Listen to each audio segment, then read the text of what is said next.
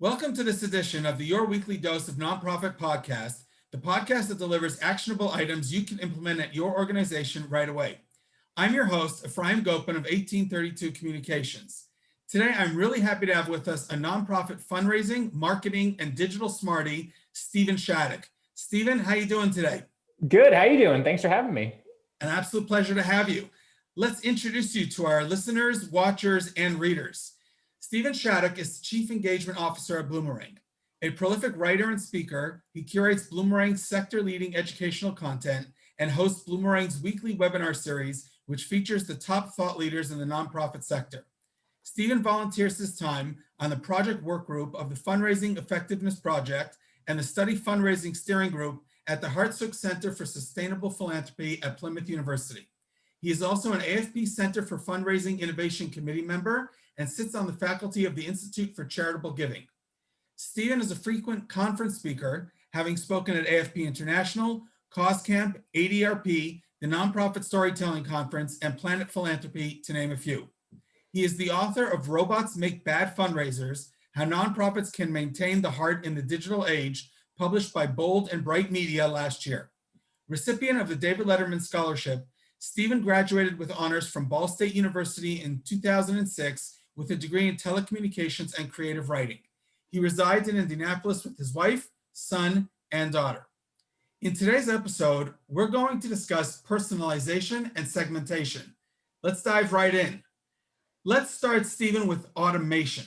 Technology has made things easier for nonprofits in terms of communicating with donors. What's the downside to that? Well, there might not be one. It depends what you're automating. If you're automating a report that you need every week and your technology can get it to you and send it to your inbox and it's there, great. If your technology is letting a board member know that you just got a brand new donor and saying, hey, board member, you should call this new donor. Here's their phone number. Great.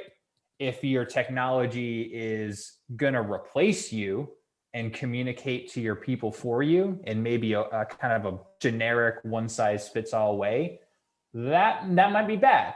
So I don't think it's a matter of, I don't think it's a binary choice of automation versus not automating, but what is being automated, right? Because I do think there are things that you don't want to replace. The human touch, for example, there is no replacement for calling up a donor and saying, hey, thanks so much for being a monthly donor. You're awesome. We were just thinking about you.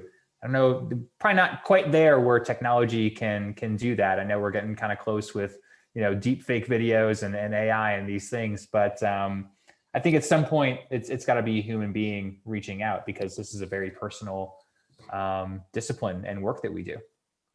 Okay, so the sector's retention rate hovers at an abysmal 40 to 45%. What are the main contributing factors to that, and how can a nonprofit turn the tide? Yeah, it's even worse for first-time donors. It's 20% or less, right? Single digits for certain channels among first-time donors. But we have research on this. People have looked at this. Adrienne Sargent has been studying this for decades. Penelope Burke is doing this every year in her donor survey. The Donor Voice has done some really interesting research. And basically, it all comes to the same conclusion. Donors want to be thanked. They want to know where their money is going and who is being helped. So the storytelling, the impact storytelling that you can be saying to donors, hey, this is a kid who went through our program and now he's the first person to graduate from college and his family, and it's all because of you. The more you can tell people about the great work that you're doing with their funding, that's what gets them hooked into giving.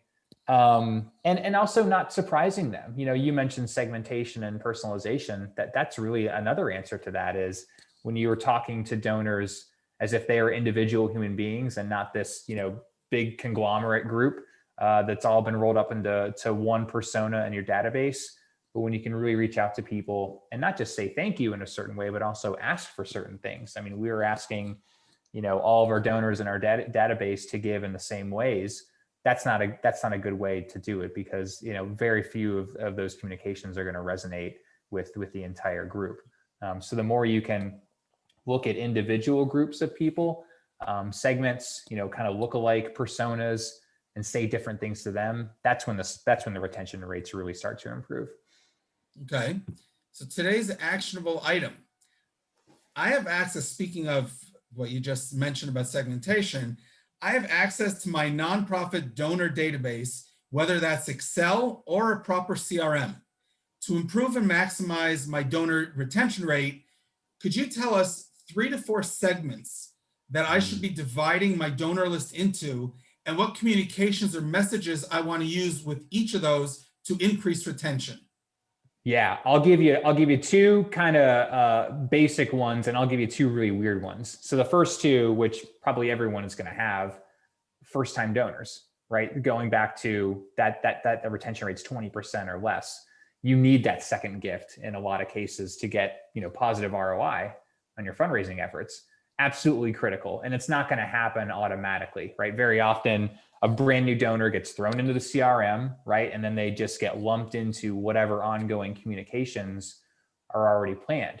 But if you segment them out, welcome them, hey, thanks so much for joining the family of donors. We can't wait to get to know them. Get to know them, send them surveys, have a virtual tour or an on-site tour if you can. Why did they give, right? What's the connection to the cause? Did they have a family member who died of that disease? Did they, used to visit the park that you're trying to restore? Find that out, and then you can communicate to them in that appropriate way based on the information you glean from them, rather than just kind of bombarding them with whatever one-size-fits-all communications that everybody else is getting. They may not be ready for that. Another one, peer-to-peer donors, right? So I'm kind of the retention guy, but this is the group I would say maybe not worry about too much, right? Because they didn't necessarily give to you. They gave to that third-party fundraiser that was raising money for you. But again, we swoop right in and act like we're their best friend. Hey, thanks so much for donating. We send them stuff, and it's like, whoa, they may not even know who you are or what your organization does. Maybe have the fundraiser reach out to them. Maybe the thank you letter comes from the fundraiser. It's on your letterhead or something like that. But hey, Stephen, thanks so much for donating to my 5K. By the way, this is the nonprofit that your money is supporting. You may not have realized that. This is why I support them. This is the great work they do. And I would love it if you would continue to support them, be on the lookout for, their newsletter or something like that. Then the weird ones. One that I really like is out of town donors. If you have a very local footprint, right? So let's say you're an animal shelter in a city and you have a geographic area that you serve, right? Maybe you have a donor who lives across the country. That's kind of weird. Why are they donating to you? Maybe there's someone who used to live in that city and they have a soft spot for animal, the population of the animals there. Maybe they adopted a pet years ago and they're just trying to give back. Looking at those donor signals, and I think that's a really good one of saying, hey, there might be something going on here. There may be a deeper story. Maybe we should reach out to this person and try to figure out what is making that gift occur. That could be someone that would, they're not directly benefiting from your services if they don't live in your footprint. Something's going on there. That may be someone you want to reach out and see what's going on. And then the last one I really like, and this will sound a little morbid, but surviving family members of a long-term donor that has passed away. Now, there's a couple practical things. Not sending them appeals and direct mail that's addressed to that person that passed away. It's going to make them feel bad. They're not going to have good feelings about your charity if that's happening. But share your condolences. Hey, Stephen, thanks. So, we're so sorry that to hear that your mother passed away. She was a long-term supporter. We're here for you if you ever need anything. But the other thing is there's very interesting research that's been done by the IU School of Philanthropy to show that those surviving family members are very good donor prospects if they aren't already giving, because they have been part of that culture in the household and the family of supporting that mission, very likely. And some personalized segmented communications to those people specifically. But as you go through this exercise of thinking, wow, there's a lot of different types of people in our database that look very different, I think that will help you guide your communications efforts and really start to create some stories and some compelling cases for support that will really resonate with them. Excellent. I really like that last one because I think a lot of nonprofits, once the donor passes away, they kind of, okay, it's over. We're done. And it's really, there's an opportunity there as opposed to it just being finished. Absolutely. That's an excellent one. So now we'll get into personalization for a second. What are the advantages of using a person's name when sending them email or mail? Why is personalization so critical to retention? Well, I think people give to people, right? And I think the inverse is, who's sending the letter? Is it also being sent by a person? So if you can kind of bookend it or sandwich it or whatever the metaphor is with a name and a name, that's going to be more powerful. But I think another thing that could be really useful is, you can personalize and then the rest of the letter really misses the mark. I think one thing I would add into the name is the kind of donor they are. Dear Stephen, as a monthly donor, you're keeping the lights on. Dear Sally, as someone who's been giving to us for many years, you know the value of the services we provide. Dear David, thanks so much for joining the family of donors. We saw that it was your first gift was recently made. Thank you. That's really when it may even be more powerful than perhaps the name in some cases. If you do the name, you got to be rock solid on the data, right? If you got the dirty data and you use the wrong name or something weird happens, and we've all seen those horror stories where it's the merge field tag and not the name. Just make sure you're rock solid on the personalization. And if you do a little handwritten note on the printed letter before you send that out, you can catch those things, right? Because you're holding it in your hand and you're seeing it. But also it just kind of shows the donor, hey, they spent a couple extra seconds on this before just cramming it into an envelope and sending it off. Okay, well, you mentioned Dr. Adrian Sargent, I believe, earlier. He mentioned that the most important piece of communications a donor gets is that thank you. That's what they recall the most, as opposed to the campaign, the fundraising campaign itself. So everything you just said is extremely critical to retention. He's my hero, so I'm glad he said that. Your book is titled Robots Make Bad Fundraisers, but it's the subtitle that I want to concentrate on: How Nonprofits Can Maintain the Heart in the Digital Age. Please tell us 3 ways nonprofits can add emotion, warmth, and those fuzzy good vibes to their digital communications with supporters. Yeah, I mean, digital doesn't have to be robotic, right? It's not an anti-digital book. It actually can be even more powerful than some analog formats, right? A handwritten note and a phone call, always going to be good. But what about, recording a little video, grabbing your cell phone or opening up Zoom with just yourself on the meeting and recording something and firing that off so they can see your face, hear your voice. The lost art of the personal email. Not every email has to come out of a mass email provider, right? It doesn't just have to be an email blast from MailChimp or Bloomerang or Constant Contact or whatever you're using. You can open up Gmail or Outlook and type in one person's email address and write them an email. I think that's probably going to have higher open rates than maybe a mass email. It's plain text. It's going to come from a person. It's going to have their name on it. Hey, Stephen, thanks so much for being a donor. Just want to let you know that, something new is going on. Wanted to give you an update. Wanted to invite you to this event personally.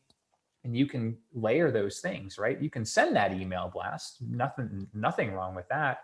Then maybe a couple of days later or the next day, follow up with that one-to-one email. But technology can be your friend. And again, it's kind of like automation.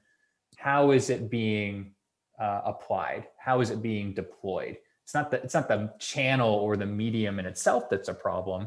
I think it's how it's being used. And if you make a personal connection your goal, I don't think you'll be led astray if you kind of let that be your North Star. Perfect. Let's go to the lightning round and learn more about you. What got you started on your nonprofit career path? It really annoys my wife because she wanted to be work in the nonprofit sector, and I fell backwards into it by getting a job out of school at a marketing agency that made fundraising videos. So I spent the first 5 or 6 years of my career making gala videos, those 4-minute tearjerker videos that you show at a gala before the board member gets up and asks for the check from the table captains. that's where I got my chops, doing capital campaign videos. We were sending DVDs in the mail back then. It's kind of hard to believe, but yeah, video. I love it. So I got a soft spot for gala videos particularly. So if you send them to me, if you're watching this or reading it or are listening, I want to see them. Send it to me. Excellent. With all your years now in the sector, if there's one thing you could shake up in the nonprofit world, what would it be? Moratorium on 1920s or Gatsby themed galas. Can we stop, folks? Let's just not do it. We had a good run. Let's do something else. All right. Stay tuned. Stephen's going to write a blog post about other ideas for gala events. Hardest part of writing a book?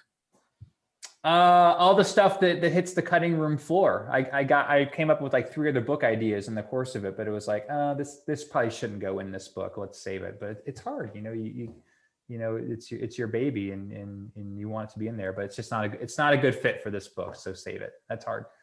Didn't expect that. I guess that means that there's more to come from the library of Stephen Shattuck. Perhaps. Fantastic. Excellent. You're the CEO of Bloomerang Tech. I will clarify by adding that CEO stands for Chief Engagement Officer. What does a Chief Engagement Officer do?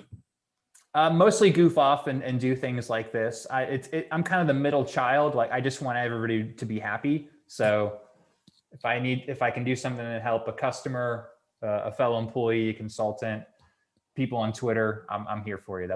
I just want everybody to be happy. Oh, so that's good. So you're the typical nonprofit employee who wears all the hats. Yes. Yeah. Fantastic. I'm married to one too. So yeah. Perfect. Why Indianapolis? It's more fun to be a New England sports team fan here. True. Because we just kick their butts all the time. And it's fun. Is there something specific about the city that you love? Yeah, it's bike friendly. People are really nice. Great restaurants. You get all the perks of a real big city culturally in a little kind of condensed area. And great airport, the best airport. And when we can go and fly places, I'll really take advantage of it. But if you're flown through Indianapolis, you're in for a treat. That's awesome. Okay. Lastly, let's turn the table. You get to ask me one surprise question. I have no idea what's coming. I might even be a little bit scared here. Go ahead. We're recording this on Purim. Yes, we are. Where's your costume? Here's the deal. No, I am not a costume person per se. Okay. However, for the last 3 years, I have been threatening to dress as Cyndi Lauper circa 1985. Come on. I have not. So for the last 2 years, I have bookmarked sites, Amazon and other sites where I can buy all the paraphernalia, and there's quite a lot, bless it. It just didn't happen this year. I am sitting here now committing that 1 year from now, we're recording I will this. Post to Twitter and Instagram a picture of myself dressed as Cyndi Lauper circa 1985. You have my word, Stephen. Okay, this is being recorded, so yes, it is. I forgot we were fellow 1980s music with Jim, Ginger Jim, and yeah, we got to get that going again. Yeah. So that's why I have always wanted to. I have the image. I know what I need. I just got to go out and get it. So Cyndi Lauper's. I'm more of a Bengals fan than Cyndi Lauper. But Cyndi Lauper's that works. Okay. That's basically the same fashion. It's yes. Yeah. Yes. As long as you've got the hair and the ring, the bracelets and the janglies. Yeah. Oh yeah. For and sure. The hoop ring. Yeah. So I've got everything bookmarked. I just got to go out and buy it. So yes, let's do it. You've all heard it here. I've made a commitment next year to dressing like that and posting a picture of it publicly. 364 days. I have no shame. Stephen, thank you very, very much for appearing on the podcast. I encourage everyone to connect with Stephen on LinkedIn and on Twitter at Stephen Shattuck. His book, Robots Make Bad Fundraisers, can be bought online on Amazon, Kindle, and paperback versions available. It was a pleasure having you here as a guest, sir. Thanks for having me. This was fun. My pleasure. Have a good one.